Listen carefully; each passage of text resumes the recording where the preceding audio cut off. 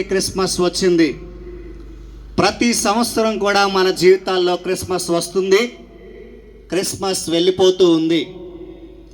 కానీ క్రిస్మస్ యొక్క నిజమైన అర్థము, క్రిస్మస్ నిజంగా తెచ్చినటువంటి సంతోషము, క్రిస్మస్ నిజంగా వాగ్దానం చేసినటువంటి ఆ వాగ్దానము మన జీవితాల్లో ఉన్నాయా లేదా అనేటువంటిది మరొకసారి మనం గమనించాలి. ఎన్ని క్రిస్మస్లు మన జీవితంలో చేసుకున్నాం?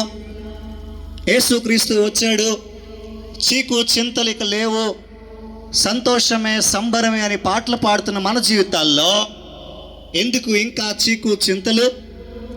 ఎందుకు ఇంకా సంబరాలు రాలేదు?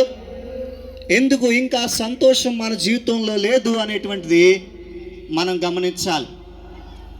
దేవుడి లోకానికి వచ్చినప్పుడు చెప్పిన మాట ఏంటంటే, భయపడకండి,